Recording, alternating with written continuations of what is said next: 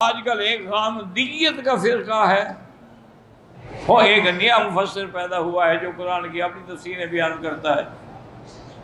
جو زندہ ہیں ان کے لیے تو دعا کرو اللہ ان کو ہدایت دے۔ یہ بڑے کام کے لوگ تھے لیکن بس راستے سے بھٹک گئے۔ اصل میں ان کا بڑا مطالعہ بھی تھا، قوت استدلال بھی تھی، لیکن اللہ کی شان ہے یہد اللہ لمن یشاء، جس کو اللہ چاہے ہدایت۔ من یضلل اللہ فلا ہادی لہ، جس کو اللہ گمراہ کرے اس کو کون ہدایت دے سکتا۔ اب دیکھیں نا کہ مکے والے جو حضور کے قریب تھے وہ گمراہ ہو گئے، جہنم کے سردار بنے، اور حبش سے آنے والا بلال جنت کا سردار بنا۔ یہ اللہ کی مرضی ہے۔ اسی لیے اقبال نے کہا تھا بلال الحبش صہیب الروم، کہ بلال حبش سے آیا، صہیب روم سے آیا۔ ابو جہل مکہ ایجب اللہ جبیس، ابو جہل مکے میں پیدا ہوا، زمزم کی گھٹی لگی اور جہنم کا سردار۔ یہ اللہ کا نظام ہے، جس کو چاہے وہ ہدایت عطا فرمائے اور جس کو چاہے وہ راستے سے بھٹکا دے۔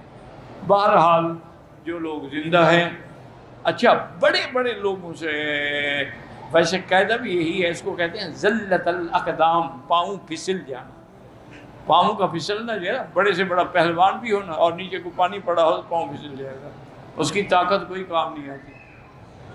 تو اس کو بھی کہتے ہیں زلت الاقدام، کہ بڑے بڑے علم والے جو تھے وہ بھی پھسل گئے راستے سے۔ تو یہ ہوتا ہے، اور ہوتا بھی یاد رکھیں انہی لوگوں کو ہے جو عالم ہے۔ جاہل کیا پھسلے گا؟ جاہل بیچارے نے کون سا پھسلنا ہے، اس کو کون سے مسئلے آتے ہیں کہ بھٹک جائے گا۔ بہت امام راضی نے ایک جٹ سے پوچھا تھا نا، اللہ کو مانتے؟ اور نے کہا مانتا ہوں، اللہ ہے۔ اور نے کہا کہ دلیل ہے تمہارے پاس؟ ڈنڈا نکالا، اس نے کہا دلیل پوچھتا ہے مولوی، سر پھاڑ دوں گا تمہارا، یہ دلیل ہے۔ امام راضی نے کہا یار تمہاری دلیل واقعی بڑی مضبوط ہے، اس دلیل کا توڑ ہی کوئی نہیں تھا۔ انہوں نے کہا دلیلیں مانگتے ہو خدا پر، ابھی میں تمہیں دکھاتا ہوں۔ اور ڈنڈا نکالا تو حضرت بھاگے۔ تو انہوں نے کہا کیا ہے؟ میں نے کہا بس تمہاری دلیل پکی ہے، مجھے سمجھ آ گیا مسئلہ۔ تو اس لیے ہمیشہ یاد رکھیں کہ بھٹکتے بھی علم والے۔ اب دیکھیں سر سید کتنا بڑا آدمی تھا، کتنا اس نے مسلمانوں کے لیے خدمت کی، کتنے بڑے بڑے کالج بنائے تاکہ مسلمان نوکریوں میں پیچھے نہ رہ جائیں، خود بھٹک گیا۔ تفسیر قرآن میں نعوذ باللہ ایسی غلطیاں کی، حتیٰ کہ پھر تو نماز کا بھی انکار کر دیا۔ اور نے کہا نماز کیا ہے؟ ایکسرسائز ہے۔ حضور کے زمانے میں چونکہ اور کوئی ایکسرسائز نہیں ہوتی تھی، اب ہمارے پاس کئی انڈور آؤٹ ڈور ایکسرسائز ہیں، اب نماز کی کیا ضرورت ہے؟ اور اتنا بڑا آدمی اور کتنی بڑی غلطی کر کے اللہ مغفرت فرمائے، فوت ہو گئے، اللہ بخشے۔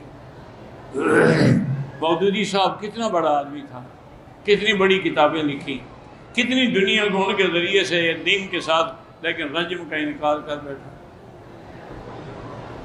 امین حسن اصلاحی کتنا بڑا آدمی تھا، تدبر قرآن جس نے تفسیر لکھی ہے، میری بھی ملاقات ہوئی ان سے، رجم کا انکار کر بیٹھا۔ اسی لیے ڈاکٹر اسرار نے ان کو چھوڑا کہ جب تم ایک رجم کا مسئلہ جو منصوص ہے، قطعی الدلالت ہے، حضور نے رجم کا عمر کیا ہے، صحابہ نے رجم کیا، تم انکار کرتے ہو، آج کے بعد میرا تمہارے ساتھ کوئی تعلق نہیں ہو۔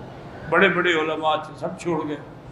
تو یہ غلطیاں ہوتی ہیں، لیکن افسوس وہاں ہوتا ہے جب عمدن غلطی کی جائے یا کافروں کا ایجنٹ بن کے غلطی کی جائے، وہ ہے قابل افسوس بات۔ باقی انسان ہے، بھول جاتا ہے، بڑے بڑے علماء سے غلطیاں ہو جاتی ہیں، بڑے بڑے لوگوں سے غلطیاں ہو جاتی ہیں، روایات میں غلطیاں ہو جاتی ہیں، درایت میں غلطی ہو جاتی ہے، سمجھنے میں غلطی ہو جاتی ہے۔ اچھا بعض راوی ایسے اندر داخل ہو جاتے ہیں جو اندر سے شیعہ تھے اور ظاہر سنی تھے، انہوں نے اپنی باتیں ہمارے دماغ میں ڈال دی۔ اس لیے ہمیشہ کوشش کیا کریں کہ اہل حق کے ساتھ رہیں، اپنے عقل پہ بھروسہ نہ کیا کریں۔ قرآن پڑھنا ہے تو علماء سے پڑھیں، حدیث پڑھنی ہے علماء سے پڑھیں۔ آپ نے زیور بنانا ہو سنار کے پاس جاتے ہیں، لوہے کا کام کرانا ہو تو لوہار کے پاس جاتے ہیں۔ قرآن و حدیث کے بھی علماء کے پاس جب تک نہیں جائیں گے بھٹک جائیں گے۔ اپنا عقل لڑاؤ گے تو پھر راستہ نہیں ملے گا۔